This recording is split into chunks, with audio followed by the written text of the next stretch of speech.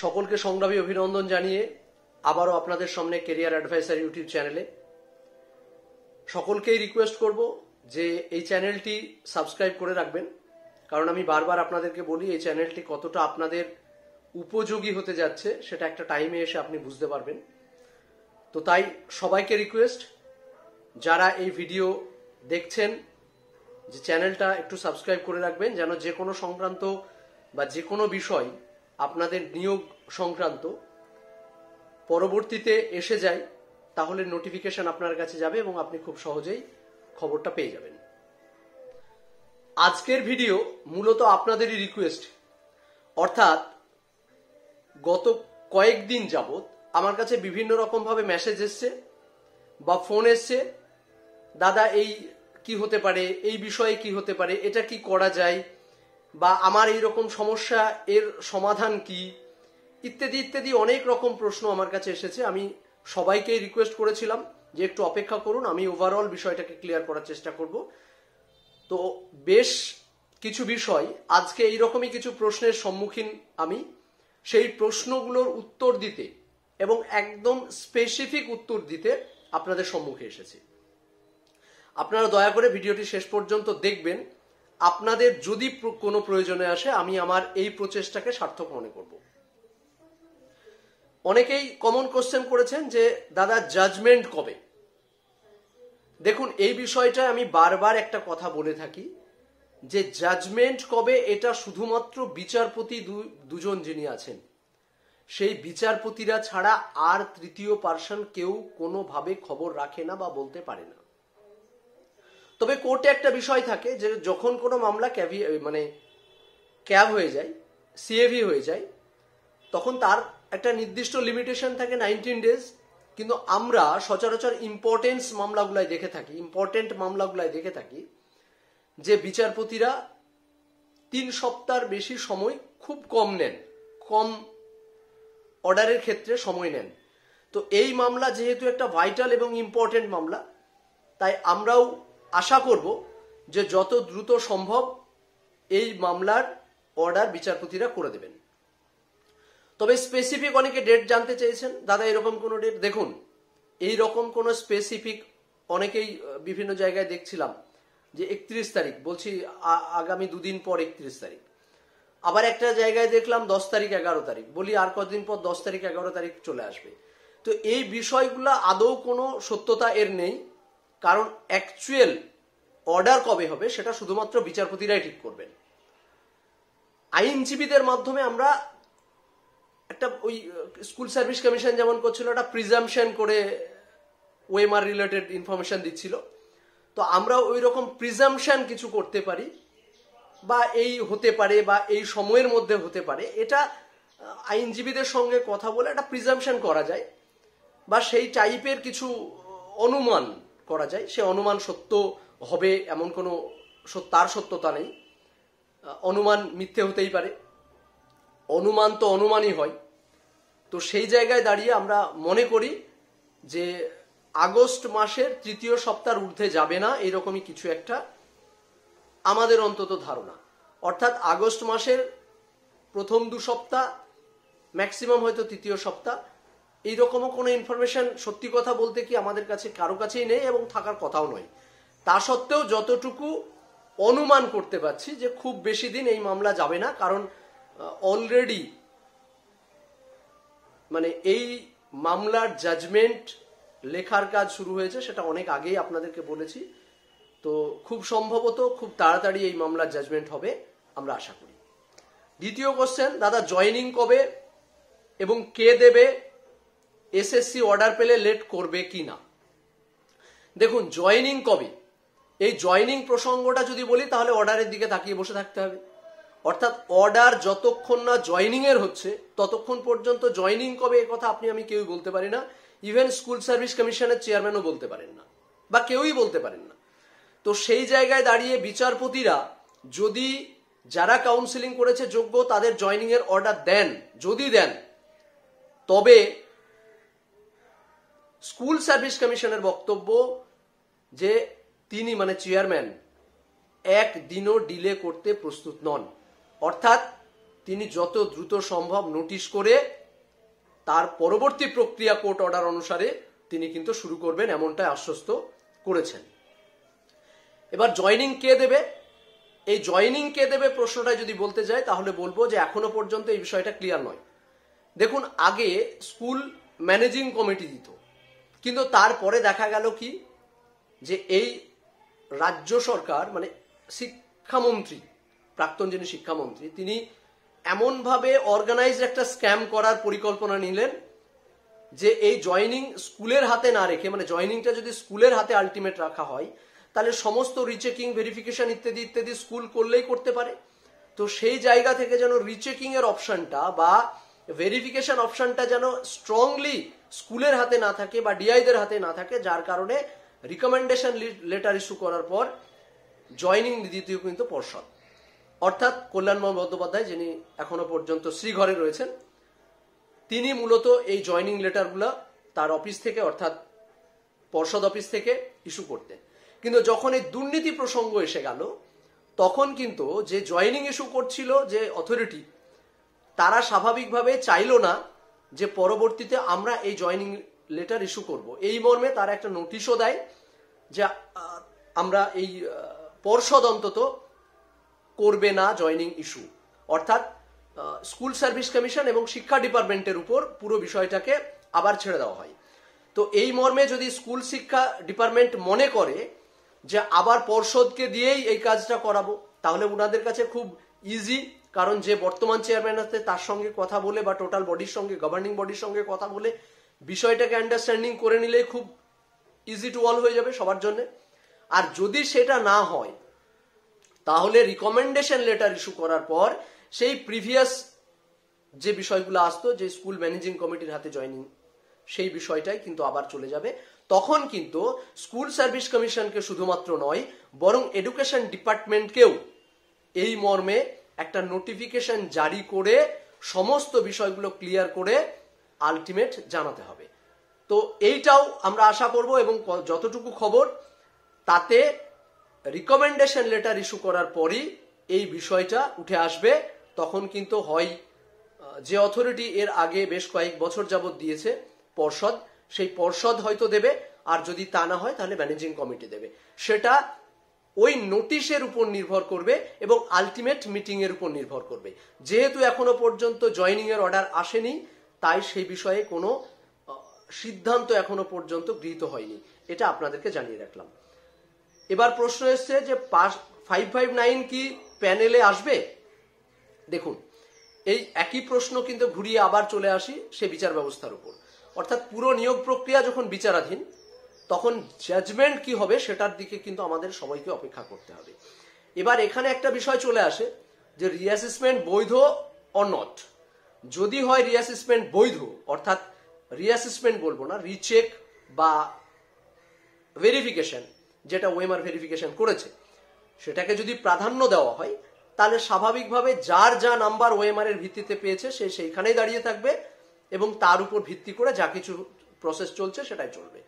আর যদি ধরুন পুরো ওএমআর রিচেকটাকেই ইনভ্যালিড করা হলো, অর্থাৎ কোনো চেক করা যাবে না, যা ছিল তার ভিত্তিতে রিক্রুটমেন্ট করতে হবে, তাহলে কিন্তু এই প্যানেলও আর থাকবে না।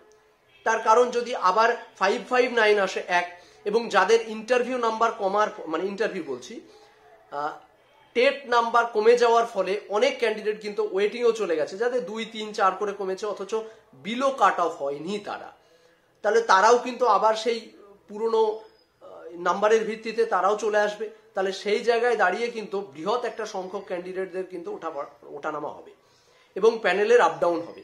সেই জায়গায় দাঁড়িয়ে এই প্যানেলের কোনো অস্তিত্ব থাকবে না। তাই রিচেকটা ভ্যালিড অর ইনভ্যালিড, এই জায়গাটাই কিন্তু সব থেকে বড় প্রশ্ন। তবে আমি যতটুকু কথা বলে জেনেছি বা আমরা জেনেছি বা যতটুকু অনুমান করতে পারছি এখনো পর্যন্ত, তাতে কোনোভাবেই ইনভ্যালিড, রিচেকটাকে ইনভ্যালিড করে ইমার্কশিটটাকেই ভ্যালিড করা হবে এমন কিন্তু খবর নেই। অর্থাৎ স্কুল সার্ভিস কমিশন যে রিচেক করেছে বা ভেরিফিকেশন করেছে সেটা আমি আমার ব্যক্তিগত জায়গা থেকে আইনজীবীদের সঙ্গে কথা বলে যতটুকু জেনেছি সেটা অনেকাংশেই কিন্তু বৈধ।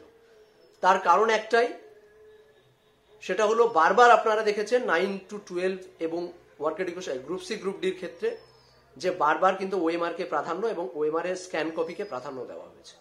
তো সেই জায়গায় দাঁড়িয়ে এবং ওএমআর এর উপর নির্ভর করেই কিন্তু সিবিআই ইডি ইনভেস্টিগেশন ইত্যাদি ইত্যাদি হয়েছে এবং প্রাক্তন শিক্ষামন্ত্রী প্রাক্তন চেয়ারম্যান থেকে শুরু করে সবাই জেলে রয়েছে যারা প্রাক্তন সেটআপের সঙ্গে যুক্ত ছিল। তো সেই জায়গায় দাঁড়িয়ে যদি ওএমআরটাকে ইনভ্যালিড করা হয় বা ওএমআর চেকিংটাকে ইনভ্যালিড করা হয় তাহলে সম্ভবত সেই সমস্ত নিরপরাধ শিশু সুলভ যারা জেল খাটছেন তাদেরকেও বের করে দেওয়া উচিত। তো একটা জায়গায় একই ইস্যুতে দ্বিমুখী জাজমেন্ট আমার মনে হয় না যে হওয়ার কোনো রকম কোনো যুক্তি আছে বা কোনো রকম কোনো জায়গা আছে, আমি মনে করি না। তো এই একটা প্রশ্নের উত্তর।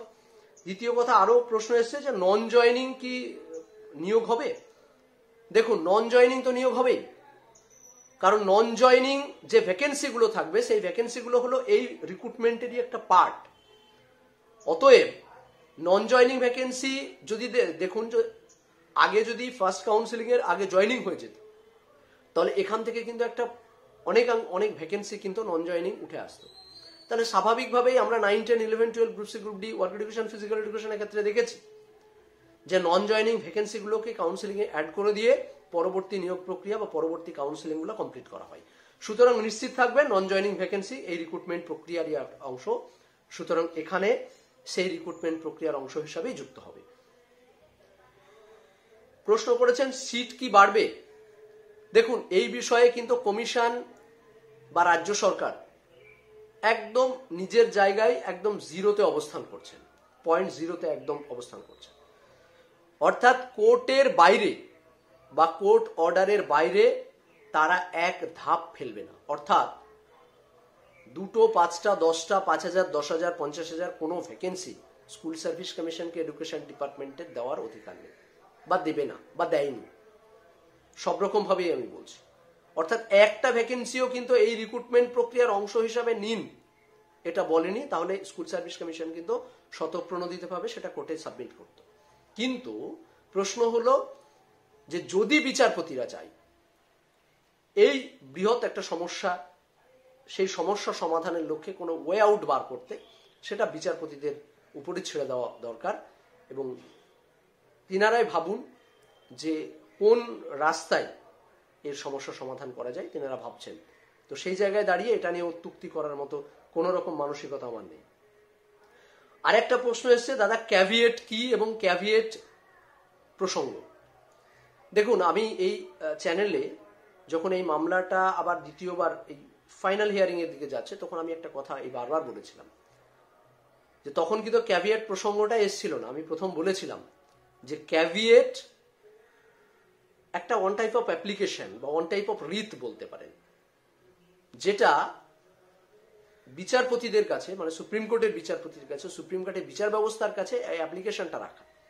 তার কারণ কি না, তো কোনো এক পক্ষের অনুপস্থিতিতে যেন প্রপার হিয়ারিং বা অনুপস্থিতিতে যেন শুধুমাত্র এক পক্ষের উপস্থিতিতে কোনো বিচারপতি বা বিচারপতিরা ফাইনালি একটা জাজমেন্ট না করেন, যার জন্য একটা প্রি প্রোটেকশন বলতে পারেন আপনারা।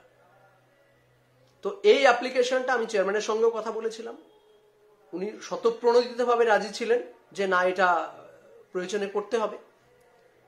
তো অ্যাডভোকেটদের সঙ্গেও কথা বলেছি এবং আমি নিজে আপনাদেরকে বলেছিলাম, মনে করে দেখবেন এর 2টো ভিডিও আগে, যে কেউ যদি না করে, যদি নিয়োগ জয়নিং এর পক্ষে অর্ডার আসে তাহলে আমি মাহিউদ্দিন মাহি আমি নিজে ক্যাভিয়েট ফাইল করব।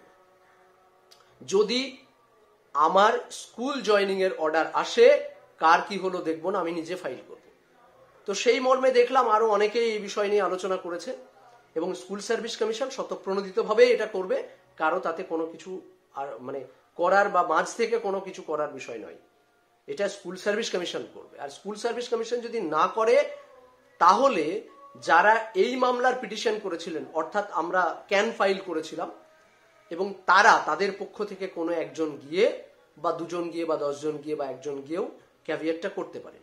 তো সেই মর্মে সেটা জেনেই আমি বলেছিলাম যে আমি যেহেতু এই মামলার একটা অংশ এবং আমি একটা ক্যানের একটা পিটিশনার, সুতরাং আমি নিজে যদি আমার জয়নিং এর পক্ষে অর্ডার আসে তাহলে আমি নিজে কেউ না করলে আমি ক্যাভিয়েট ফাইল করব, সেটা আমি বলেছিলাম। তো সেই মর্মে যেহেতু স্কুল সার্ভিস কমিশন স্বতঃপ্রণোদিতভাবে যদি ক্যাভিয়েটটা ফাইল করে, তাহলে তো ল্যাঠা গেল চুকে, ব্যাপারটা এইরকম, তাহলে তো কোনো সমস্যাই থাকলো না। তো এই caveat file school service commission নিজেই করবেন। যদি জয়নিং এর পক্ষে অর্ডার আসে বা নিয়োগের পক্ষে অর্ডার আসে তবে নিশ্চিত থাকুন। আর একটা বিষয়, ওয়েটিং কাউন্সিলিং কটা হবে? দেখুন 9, 10, 11, 12-এ কিন্তু 8টা, 9টা, 10টা করে ওয়েটিং কাউন্সিলিং হয়েছে। আপার প্রাইমারিতে অনেকাংশেই দুর্নীতিমুক্ত বা দুর্নীতিমুক্ত এবং 100% কম্বাইন্ড মেরিট লিস্ট, যেটা 9, 10, 11, 12-এর ক্ষেত্রে 100% কম্বাইন্ড ছিল না। কারণ সেখানে এই দুর্নীতিগুলা করতে গিয়ে কিন্তু অনেকাংশে একে মানে বিভিন্ন জায়গায় গুজে দিতে হয়েছিল। 9, 10, 11, 12 গ্রুপ সি গ্রুপ ডির ক্ষেত্রে এটা হয়েছে, কিন্তু আপার প্রাইমারির ক্ষেত্রে এই গুজে দেওয়ার জায়গাটা কিন্তু কারো কোনো নেই। সুতরাং এখানে আমি মনে করি আপার প্রাইমারিতে তার থেকেও বেশি যদি ওয়েটিং কাউন্সিলিং হয়, 8টার জায়গায় 9টা, 10টা, আমি অন্তত অবাক হব না। সে ভ্যাকেন্সি একটাও আসতে পারে, 100 আসতে পারে, বা নন জয়নিং ভ্যাকেন্সি একটাও আসতে পারে, 100 আসতে পারে। সেটা আমার জানার কথাও নয়, আর কারো জানারই কথা নয়। সে সিচুয়েশনটা যখন মানে রিফিউজ করবে কেউ জব বা নন জয়েন হলো, তার উপর নির্ভর করে ভ্যাকেন্সিগুলো ক্রিয়েট হয়। সুতরাং সেই বিষয়টা তার বা সেই পরিস্থিতির বা সেই সময়ের। কিন্তু আমি দায়িত্ব নিয়ে বলতে পারি এখানে 9, 10, 11, 12-এর চেয়েও বেশি কাউন্সিলিং হবে, সেটা একদম মানে ক্যালকুলেশন করে বলে দেওয়া যায়। সুতরাং হবে, এতটুকু জেনে রাখুন। দাদা জিজ্ঞাসা করেছেন যে প্যারা টিচার ইন্টারভিউ।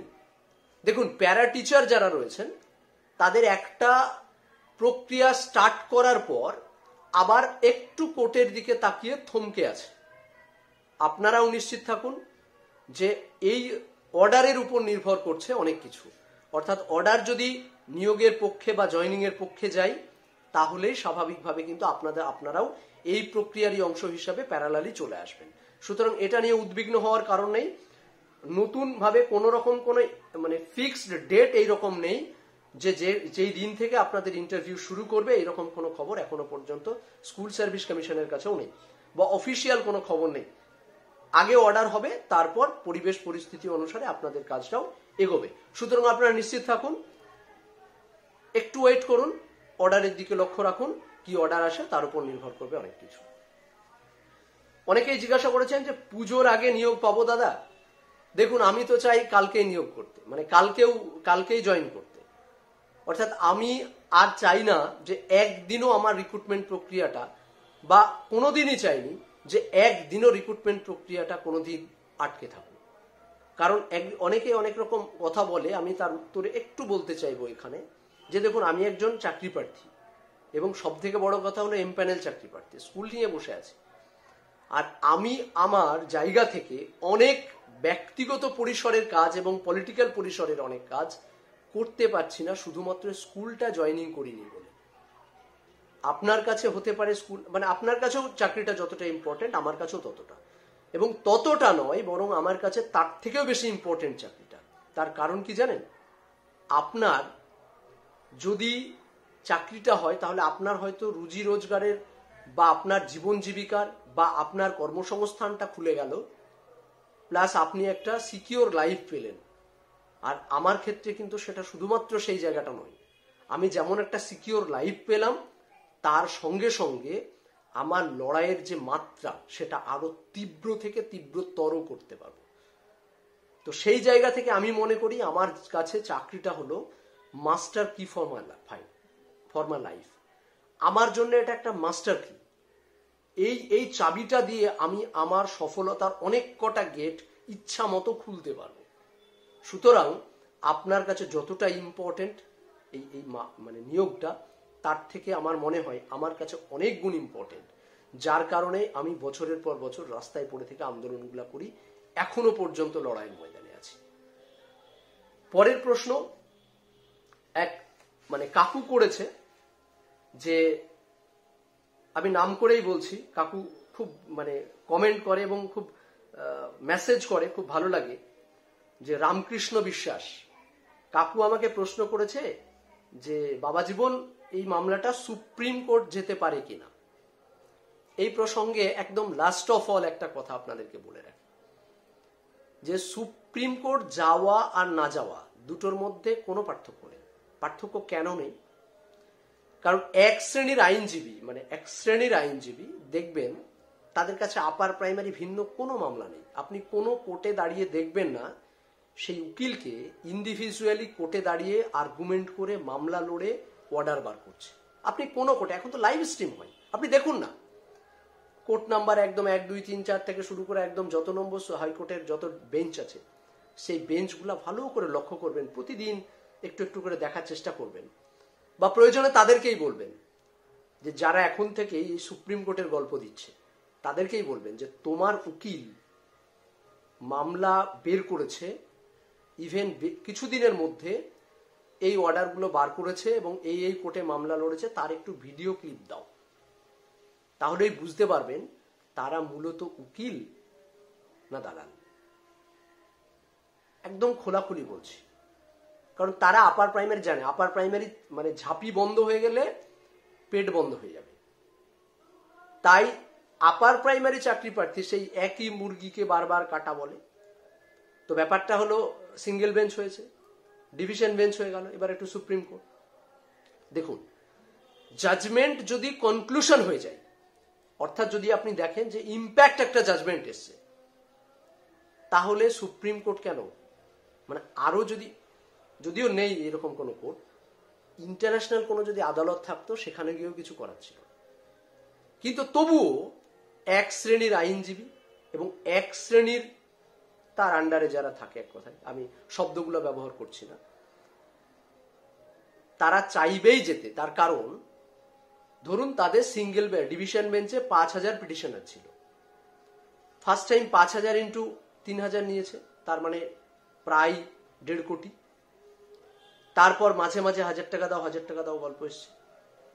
তো এই যে ফান্ডগুলো এসছে,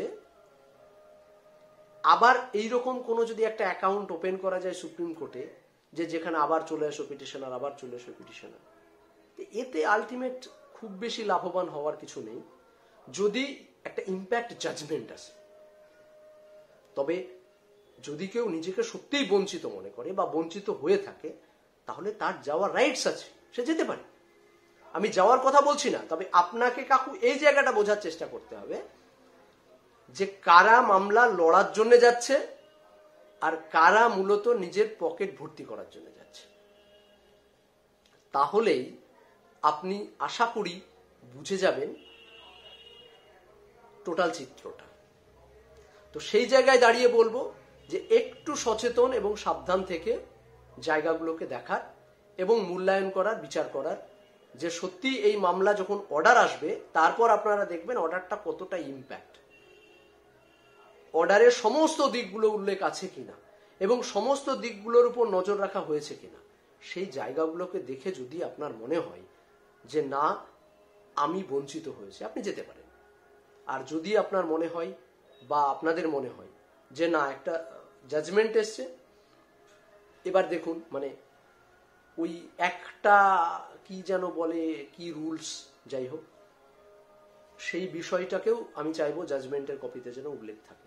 নাহলে ওই একটা ইস্যুকে কেন্দ্র করে হাজার হাজার ছেলেকে স্বপ্ন দেখিয়ে যে এত হাজার ভ্যাকেন্সি, এত হাজার ভ্যাকেন্সি। দেখুন এই প্যারালাল প্রক্রিয়াটা যদি এরকম হতো, আমি চাই ভ্যাকেন্সি বাড়ুক, তা সত্ত্বেও বলছি এই ভ্যাকেন্সি বাড়ানো আর বাড়ানোর নামে অন্য কিছু করা, এই দুটোর মধ্যে পার্থক্যটা বুঝতে হবে, একদম পরিষ্কার পার্থক্যটা বুঝতে হবে। তো সেই জায়গায় দাঁড়িয়ে সরকারকে আলটিমেট প্রেসার করে, আমি সিনিয়র আইনজীবীদের সঙ্গে কথা বলে জেনেছি যে আপনার বাড়িতে কতজন নিমন্ত্রণ করে খাওয়াবেন সেটা আপনার ফিনান্সিয়াল ইয়ের উপর নির্ভর করবে, স্ট্রেংথের উপর নির্ভর করবে, আপনার অর্থনৈতিক পরিকাঠামোর উপর নির্ভর করবে যে আপনি কতজনকে আহ্বান করে খাওয়াবেন। কিন্তু হাইকোর্ট কোনোদিন বলে দিতে পারে না যে আপনি আরো 50,000 লোক আপনার বাড়িতে ডেকে খাওয়ান। তাহলে প্রশ্নটা এসে যায় যে আপনি বেতনটা দিন, আমি তো পয়সা নেই বা আমার টাকা নেই, আপনি টাকাটা দিন, আমি খাইয়ে দিচ্ছি লোককে, খাওয়াতে আর কি সমস্যা। তো এই জায়গাটাই আলটিমেট গভর্নমেন্টের উপর একটা প্রেশারাইজ করার দরকার ছিল। সেই জায়গাটা না করে শুধুমাত্র কোর্ট করে দেবে, কোর্ট করে দেবে, না, কোর্ট সবকিছু করে না। আজকে 9, 10, 11, 12 গ্রুপ সি, গ্রুপ ডি এই চাকরি প্রার্থীদের মামলা যেমন একদিকে কোর্টে লড়াই হয়েছিল, তেমন রাস্তায় আন্দোলন করেছিল, যার কারণে কিন্তু আজকে যারা একটা সময় চাকরি পাবো না ভেবে নিয়েছিল তারাও স্বপ্ন দেখছে স্কুলে যাবে তারা, এবং তাদের লড়াইকে আমি কুর্নিশ জানাই যে একদিকে যেমন তার আইনি লড়াই ছিল, অনুরূপভাবে রাস্তার লড়াই ছিল। তো সেই জায়গায় দাঁড়িয়ে আমিও চাই যে ভ্যাকেন্সি বৃদ্ধি হোক। ভ্যাকেন্সি বৃদ্ধি হলো আমাদের যারা ওয়েটিং ক্যান্ডিডেট, আমি সব থেকে খুশি হব যদি ভ্যাকেন্সি বৃদ্ধি হয়। তার কারণ কি জানেন? তার কারণ হলো আমার সব থেকে যে কাছের বন্ধু, আপনারা এতদিনও জানেন, সে লাস্ট ওয়েটিং। তো সে যদি চাকরি পায়, সে যদি স্কুলে যায়, আমি সব থেকে বেশি হ্যাপি হব, আমি সব থেকে বেশি খুশি হব। কারণ আমি এতদিনও কোনো বন্ধুর সঙ্গে এত রাত কাটাইনি, এত দিন কাটাইনি, এত সময় কাটাইনি যা আমি সুশান্তর সঙ্গে কাটিয়েছি। সুতরাং আমি চাই সুশান্তর চাকরিটা হোক, তাই চাই আমি চাই ভ্যাকেন্সিটা বৃদ্ধি হোক। কিন্তু তার মানে এই নয় যে একটা নিয়োগ প্রক্রিয়াকে পুরোপুরি মানে আটকে রেখে, স্তব্ধ করে রেখে, শুধুমাত্র এই চক্রান্ত করে অন্যরকম উদ্দেশ্য সাধন করার জন্য নিয়োগ প্রক্রিয়াটাকে বিলম্বিত করব, এইটার বিরোধী আমি, এইটা চাই। একদিকে রিক্রুটমেন্ট চলুক, যেমন প্রাইমারিতে কি হয়েছিল, একবার 42,500 হওয়ার পর 16,500 হলো। তো আপার প্রাইমারিও এরকম হতে পারত যদি এই মামলা না আসতো। এতে কার লাভ হয়েছে? দেখুন, এতে এক শ্রেণীর আইনজীবীদের লাভ হয়েছে, সে সরকার পক্ষের হোক আর বিপক্ষেরই হোক, আইনজীবীদের প্রফিট হয়েছে, আমাদের কিছু হয়নি। আমরাও রাস্তায়, আপনারাও রাস্তায়, আপনিও পয়সা দিচ্ছেন, আমিও পয়সা দিচ্ছি, আমিও মামলা লড়তে খরচ করছি পার হিয়ারিং 1.5 লাখ টাকা, আপনিও খরচ করছেন। আলটিমেট বেনিফিশিয়ারি কিন্তু আমরা কেউই হতে পারি না। তাহলে এর ওয়ে আউটটা আমি চাই এমন ভাবে ইম্প্যাক্ট একটা অর্ডার কপির মাধ্যমে হোক যেন সবার স্বার্থ সুরক্ষিত থাকে, সবাই ভালো থাকে এবং যোগ্যরা চাকরি পাক। তবে আরো একটা প্রশ্ন, লাস্ট প্রশ্ন যেটা করেছেন, অনেক লেন্দি ভিডিও হয়ে যায়, আমার রিকোয়েস্ট করব যে একটু স্কিপ করে না করে শুনবেন, অনেক কিছু বিষয় ক্লিয়ার হয়ে যাবে। আর একটা প্রশ্ন করেছেন যে দাদা প্যানেল কি ক্যান্সেল হতে পারে? আমি এই কথাটা বারবার আপনাদেরকে বলেছি যে প্যানেল ক্যান্সেল হওয়ার কোনো জায়গা নেই। ওএমআর আছে, ওএমআর এর স্ক্যান কপি আছে, এবং সব থেকে বড় কথা হলো, দেখুন আপনি অ্যাপেন্ডিক্সটা রেখে দিয়েছেন আর রেখে দিতেই চাইছেন, তাহলে এই অ্যাপেন্ডিক্সটা ব্লাস্ট হয়ে একটা টাইমে আপনার মৃত্যুর কারণ হতে পারে। কিন্তু আপনি অ্যাপেন্ডিক্সটা যখন ডিস্টার্ব করছে আপনাকে, ডাক্তারবাবু বললেন, আপনি সঙ্গে সঙ্গে ওটি করে নিলেন, তাহলে আপনি কিন্তু বেঁচে গেলেন। তো 9, 10, 11, 12 গ্রুপ সি গ্রুপ ডির ক্ষেত্রে আর আপার প্রাইমারির ক্ষেত্রে এক্সাক্ট এক্সাম্পল যদি বলেন তাহলে এটা, অর্থাৎ ওই অ্যাপেন্ডিক্সটা হলো অযোগ্য যারা, সাদা খাতা ইত্যাদি ইত্যাদি যারা ছিল। 9, 10, 11, 12 গ্রুপ সি গ্রুপ ডির ক্ষেত্রে সবসময় স্কুল সার্ভিস কমিশন বা রাজ্য সরকার বলবো চেয়েছে অ্যাপেন্ডিক্সটা থেকে যাক, তাই ব্লাস্ট হয়েছে, খুব স্বাভাবিক, তার জন্য ডেথ হয়েছে। আর 9, 10, 11, 12 এর সঙ্গে আপার প্রাইমারির পার্থক্য এটাই যে আপার প্রাইমারি যখন বুঝেছে, যখনই আমরা মানে কোর্টের মাধ্যমে বুঝে গেছি বা স্কুল সার্ভিস কমিশন বারবার চেক করার মাধ্যমে বুঝে গেছে যে এটা অ্যাপেন্ডিক্স, সঙ্গে সঙ্গে ওটি করে বাদ দেওয়া হয়েছে। তো সেই জায়গা থেকে আপনাদেরকে বলবো সেফ অ্যান্ড সিকিউর থাকুন, নিশ্চিন্তে থাকুন, খুব শীঘ্রই অর্ডার আসবে, যোগ্য চাকরি প্রার্থীরা স্কুলে যাবে, লড়াই জারি থাকবে শেষ পর্যন্ত। আপার প্রাইমারি নয়, শেষ পর্যন্ত কেরিয়ার অ্যাডভাইসার ইউটিউব চ্যানেল আপনাদের সঙ্গে থাকবে, একদম শুধু আপার প্রাইমারি নয়, এবং শুধুমাত্র এই রিক্রুটমেন্ট প্রক্রিয়া নয়, এবং শুধুমাত্র আপার প্রাইমারি আপনি স্কুলে চলে গেলেন ছুটি তা নয়, আপার প্রাইমারি লাস্ট দিন পর্যন্ত মাহিউদ্দিন মাহি। আমি আপনাকে বললাম তো, এটা একটা এমন একটা প্ল্যাটফর্ম এবং এমন একটা জায়গায় এটাকে আমি নিয়ে যেতে চাইছি যে একটা টাইমে দেখবেন বড় বড় অ্যাডভোকেটরা আমার ইউটিউব চ্যানেলে তাদের ইন্টারভিউ প্রকাশিত হবে। আনএক্সপেক্টেড যারা মনে করেন আপনি, যারা ক্যামেরার সামনে আসতে চান না, অনেক ইন্টারভিউ দিতে চান না, এরকম অ্যাডভোকেট, তাদেরকেও আমি অনেক কথা বলেছি, অনেকভাবে বোঝানোর চেষ্টা করেছি, এখনো কথা বলছি, তারাও একটা টাইমে আমাদের সঙ্গে আসবেন, এতটুকু নিশ্চিত থাকুন। সুতরাং আপনার জয়নিং আফটার জয়নিং যত রকম ইস্যু ক্রিয়েট হবে, সমস্যায় পড়বেন, কেরিয়ার অ্যাডভাইসারের ইনবক্স করবেন, আপনাকে তার ওয়ে আউট দিয়ে দেওয়া হবে। ভালো থাকবেন, সুস্থ থাকবেন, সবাইকে আবারও সংগ্রামী অভিনন্দন জানিয়ে শেষ করছি আজকের মতো।